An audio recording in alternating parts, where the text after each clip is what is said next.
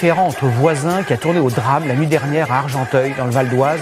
Un homme qui se plaignait du bruit causé par une voiture qui effectuait des allers-retours dans un quartier pavillonnaire a été tué par arme à feu par le conducteur du véhicule. Le suspect est toujours en fuite. Plein après-midi, une foule de jeunes force l'entrée de ce fast-food en région parisienne pour voler dans les cuisines. On va des prix. Un peu plus loin, c'est dans ce centre commercial que des individus s'en prennent au magasin pour dérober ce qu'ils peuvent. Le centre a ensuite été évacué, puis fermé. Au lendemain de la mort d'une jeune femme de 24 ans, victime collatérale d'une fusillade, l'émotion est toujours très forte dans son quartier. Sa mère a accepté de témoigner avec dignité, mais sans cacher sa colère. Comme les autres habitants de son immeuble, elle se sent abandonnée face à la toute-puissance des trafiquants de drogue.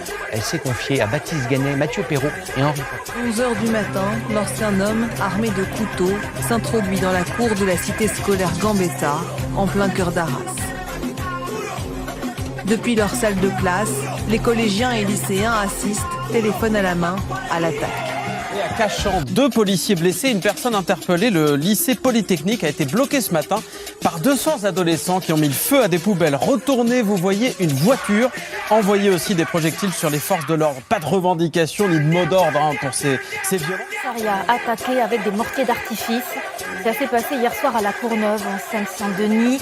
Des violences qui interviennent 4 jours après la mort d'un jeune homme originaire de la commune dans une course-poursuite avec la police à Aubervilliers.